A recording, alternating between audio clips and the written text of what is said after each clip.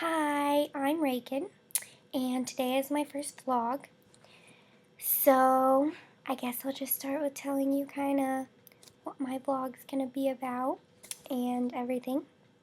So, it's gonna be about just kind of living with cancer and how to deal with it and all that stuff because I've been doing this for a long time. I've kind of become an expert, unfortunately. And every once in a while I might do a tutorial or a challenge with my friends or something fun like that. Now I guess I'll tell you kind of my backstory, but like cancer backstory. So, I was first diagnosed when I was 6 years old.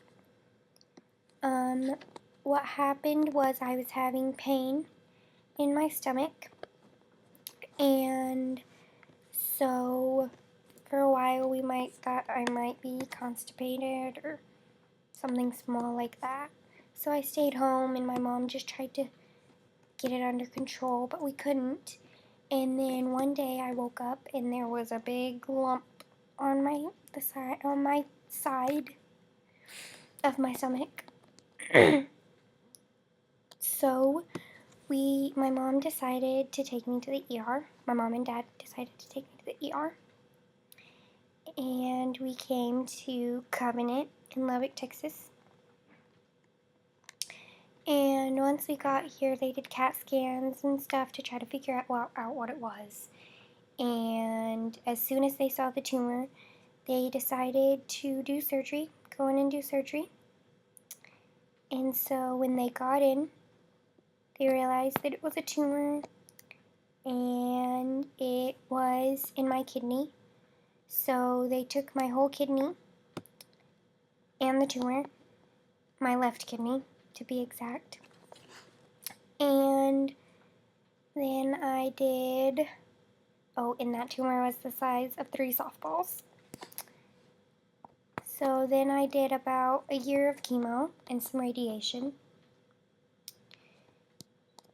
Then, after I was done, I had been clean for a little while, not very long, and I came for my scheduled checkup just to check everything out to see if there was any new tumors growing.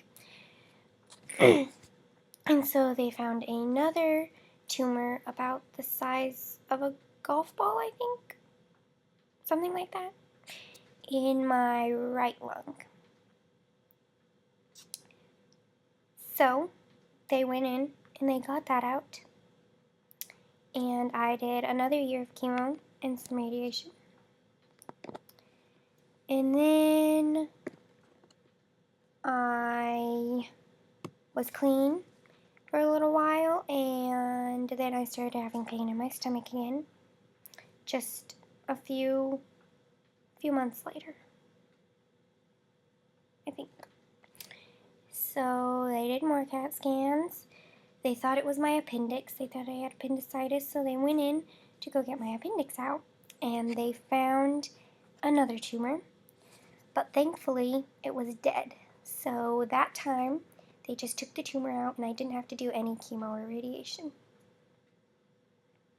So then after that, about a month later, I had a bowel obstruction just from the surgery, so they just went in and fixed that.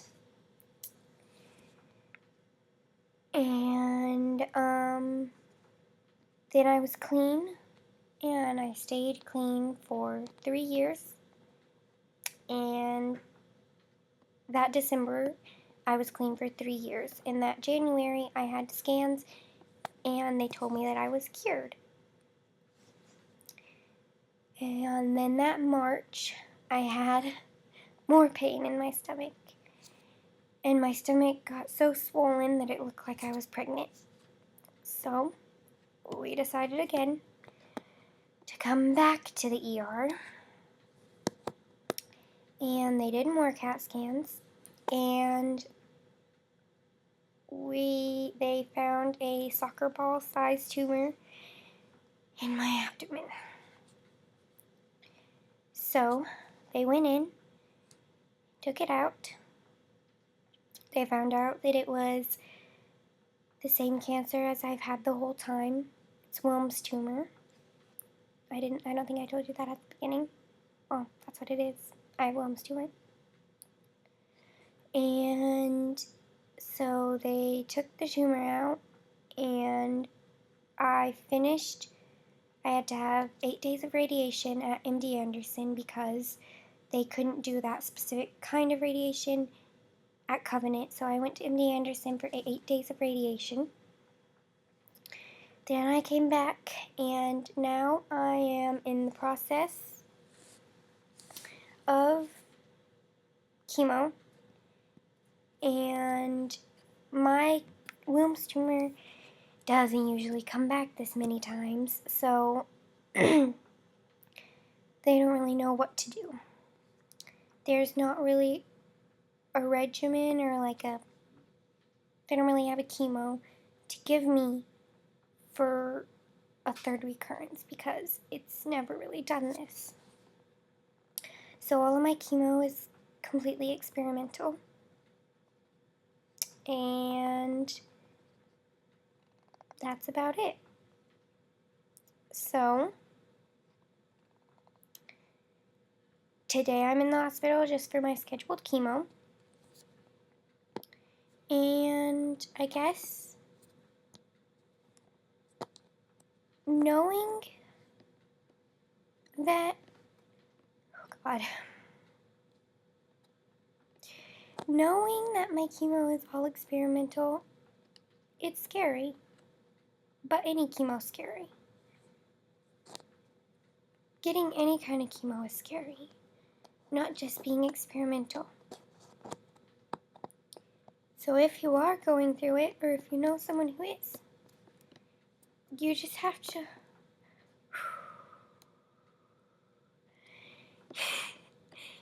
remember that God has a plan for you. You have to keep all your faith in God, because what else are you going to do? Because we're not strong enough to do it on our own. We have to have God's help. So you just have to have faith in God. That's one. That's the number one. And also, you never stop fighting. Never. Once you give up your fight, you've given up. And you've let the cancer win. So you can never give up your fight. You have to keep fighting. No matter how many times it comes back, no matter how much chemo you have to go through, no matter how scary it is, no matter what the odds are. You just have to keep fighting, because that's the only way you're going to win. And those are the top 2 things. So, I guess that's it for today. So, number 1 is to have faith in God, because He has a plan for you. Even though you may not know it, or you may not like it, it's His plan, so it's the perfect plan. And number 2 is to always keep fighting. Always. Okay? So, bye!